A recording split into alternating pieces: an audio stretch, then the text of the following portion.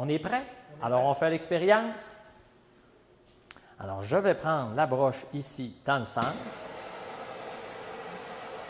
On va se placer au-dessus du bac d'eau et on va regarder qu'est-ce qui va se passer. Tu fais attention à mes doigts, hein? Alors voilà, on a un premier côté de fait et de l'autre côté, ça s'en vient. Voilà, le fil a repris exactement sa forme initiale, soit une tige longitudinale. Pourtant, elle était bien pliée, cette tige, au début de l'expérience. Alors, la réponse était B. Le fil de nickel-titane va reprendre sa forme initiale. On va expliquer un petit peu pourquoi. Parce que c'est un phénomène extrêmement particulier. Ce n'est pas le cas de tous les métaux, loin de là. Par exemple, si vous prenez une vulgaire broche à la maison, ou par exemple, ici, j'ai amené une tige d'aluminium. Si je plie cette tige, comme ça ici, et Martin, rallume-moi la flamme, pardon, et on va regarder ce qui se passe quand on chauffe l'aluminium.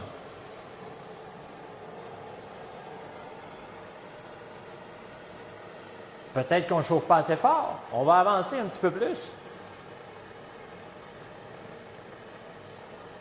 Ma foi, il ne se passe absolument rien. Je vais la tremper dans l'eau pour être sûr qu'on ne se brûle pas. Si on fait la même opération avec de l'acier, on va observer le même phénomène. Si on plie une barre d'acier ou une tige d'acier et qu'on la soumet à la chaleur, elle va rester pliée. C'est ce qu'on appelle une déformation plastique permanente. Mais dans les alliages à mémoire de forme, alors, que se passe-t-il? Alors, j'ai amené un diagramme ici pour vous montrer qu'est-ce qui se passe. La première chose qu'il faut regarder sur le diagramme, c'est que dans un alliage à mémoire de forme, il y a deux phases distinctes qui sont séparées par une température critique.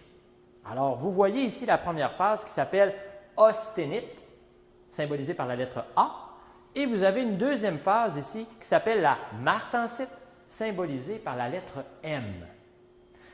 Regardons ici, dans le domaine austénitique, nous avons une barre. Ce serait ici cette tige. Donc, cette tige, ce serait cette barre-ci. Maintenant, lorsque la température diminue, on voit que c'est encore une barre. Sauf qu'il faut comprendre que lorsque la température chute en dessous du point de transformation austénitique-martensitique, à ce moment-là, l'organisation cristalline des atomes est différente. Alors, c'est pour ça qu'on a deux phases différentes, justement. Vous voyez ici, nous avons un beau cube qui lui-même est composé d'un paquet de petits cubes.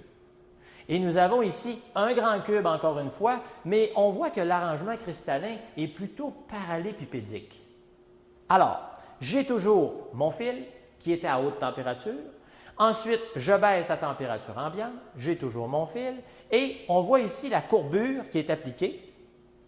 C'est ce qu'on a appelé tantôt notre transformation pour changer la tige en une miche de pain. Mais je pourrais très bien faire ici un U, par exemple, une lettre de l'alphabet, ou un V. Je pourrais faire la lettre que je veux, là, ça ressemble à un bol. Alors, lorsque j'applique cette déformation, apparemment, c'est une déformation plastique.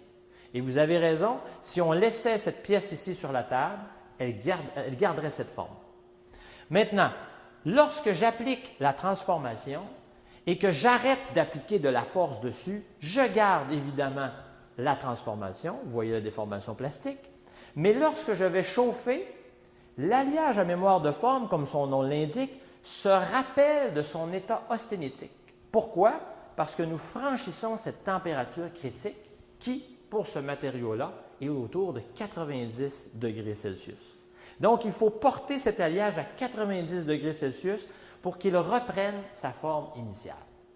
C'est comme ça que ça fonctionne, les alliages à mémoire de forme. Et pour s'en convaincre, on va le refaire une seconde fois, Martin. C'est toujours impressionnant de regarder ce phénomène.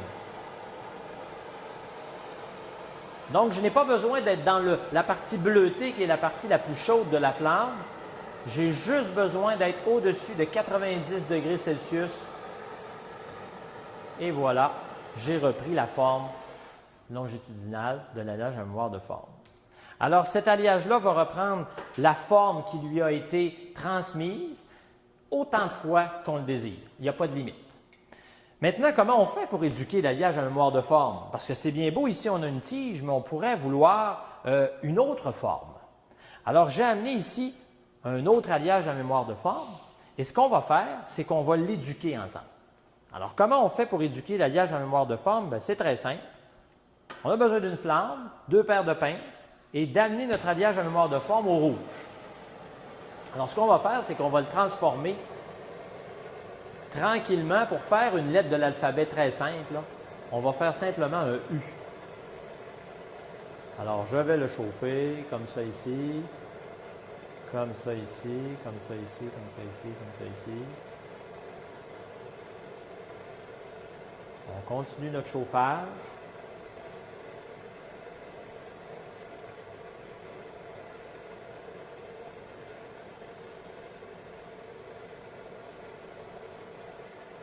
Voilà. Pour compléter l'éducation du matériau, je vais le tremper dans l'eau. Et voilà. Donc, tu peux arrêter la flamme, Martin. Alors, j'ai une forme de U ici. Et le matériau est éduqué parce qu'on a passé le matériau au-dessus de la température critique qui était cette température-ci. Donc, c'est pour ça qu'on l'a chauffé au rouge. Alors maintenant, si je viens déformer ce matériau pour qu'il ne soit plus un U, qu'est-ce qui va se passer au chauffage? Il va revenir un U parce que je lui ai enseigné à être un U. Et c'est là qu'on comprend l'utilité des alliages à mémoire de forme. Alors, on va refaire le processus. Ce n'est plus un U, en tout cas, ça y ressemble beaucoup moins. Et finalement, en le chauffant, l'alliage va reprendre sa forme pour redonner le U de tout à l'heure. Alors, je le remets dans l'eau pour ne pas me brûler.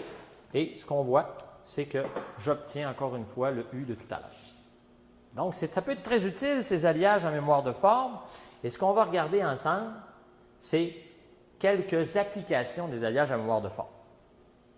Alors, vous avez tout d'abord, dans le domaine médical, des petits tuteurs qu'on peut placer à l'intérieur, par exemple, d'une artère qui serait partiellement obstruée. Vous savez, les gens là, qui abusent un petit peu trop des produits qui sont gras, ils se causent une accumulation de cholestérol à l'intérieur des artères. À un moment donné, ces artères-là sont pratiquement bouchées et on peut justement installer un petit tuteur, comme vous voyez ici, ou encore comme celui-ci, pour venir soutenir, écarter les parois de l'artère, de sorte que le sang puisse circuler plus facilement.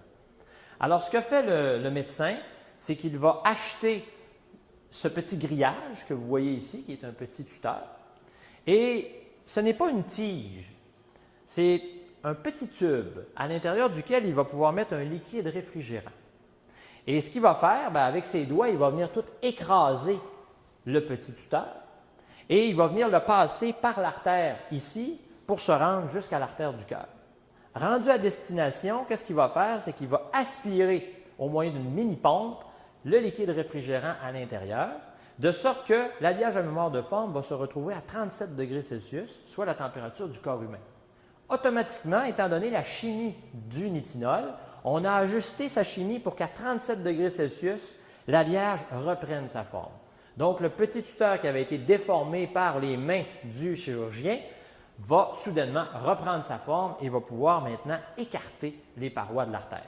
Et ainsi, le patient va pouvoir recouvrer une certaine capacité cardiaque, évidemment, qui était diminuée par l'obstruction causée par le cholestérol. Une autre application, c'est dans le domaine de la dentisterie. Alors, pourquoi les alliages à mémoire de forme sont utilisés en dentisterie? Pour 2 raisons. D'abord, parce que quand on a un alliage à mémoire de forme et qu'on l'amène à une certaine température, il veut toujours reprendre sa forme. Ainsi, ça cause des pressions égales pour toujours venir, dans ce cas-ci, égaliser l'emplacement des dents. Une autre utilisation des alliages à mémoire de forme en orthodontie, c'est celle-ci. On va se servir d'une autre combinaison de nitinol pour vous montrer. Alors, Martin, as-tu peur si je plie ça? Qu'est-ce qui devrait se passer normalement? Ça casse ou ça plie? Exactement. OK? Alors, regardez bien qu'est-ce qui va se passer avec cette tige-ci. Alors, je la prends aux extrémités fermement et je plie l'alliage. Voyez-vous? Et il reprend sa forme. C'est ce qu'on appelle la superélasticité des matériaux. On l'a démontré tantôt avec l'aluminium. Je le plie, il ne reprend pas sa forme. C'est assez simple à comprendre. Or, la même tige ici de nitinol, vous voyez, c'est très semblable à la tige d'aluminium. Si je la plie comme ça ici, voyez-vous, elle reprend sa forme. Alors, ces matériaux, lorsqu'ils sont dans le domaine austénitique, je vais reprendre mon acétate. Alors, ces matériaux, lorsqu'ils sont dans le domaine austénitique, ce domaine-ci, au-dessus du point de transformation martensitique-austénitique, ils deviennent super élastiques. C'est ce qu'on voit ici. Donc, finalement, quand je viens plier ma tige ici, voici ce que j'obtiens du point de vue cristallin. J'avais des cubes ici qui étaient orientés de façon contiguë les uns aux autres. Et regardez ici, c'est plus une forme de parallélépipède qu'on obtient. Alors, c'est pour ça que ça peut être une autre application d'utiliser des alliages à mémoire de forme. Donc, pour revenir à l'orthodontie, on peut utiliser effectivement des alliages à mémoire de forme parce que le patient a besoin de bouger sa mâchoire d'une certaine amplitude. Et il ne faudrait pas que ses broches se comportent comme ceci, c'est-à-dire qu'ils se déforment de façon permanente, ce qui va empêcher la mâchoire de fonctionner. Donc, on a besoin d'alliages qui sont suffisamment élastiques, comme ça ici. Évidemment, on ne va pas mettre une tige comme ça dans la bouche d'un patient. On va mettre un plus petit fil de plus petit diamètre. Une autre application qu'on a, c'est dans le domaine électronique. On peut créer des contacteurs à relais. Donc, si une température critique est franchie, par exemple, il y a de la fumée qui est très chaude dans un local, à ce moment-là, l'alliage à mémoire de forme peut faire contact et déclencher une alarme. Et j'ai gardé une dernière application. Ce sont ces fameux magiciens qui utilisent toutes sortes de trucs pour vous impressionner, dont l'exemple de la cuillère qu'on peut chauffer et finalement, elle se déforme devant vous. Alors, il y a des magiciens qui connaissent les alliages à mémoire de forme et qui utilisent ces propriétés-là pour vous faire croire à des phénomènes. En réalité, le phénomène vous a bien été montré. Il ne s'agit que d'amener à la température critique et l'alliage va reprendre automatiquement sa forme initiale, la forme qui lui a été enseignée.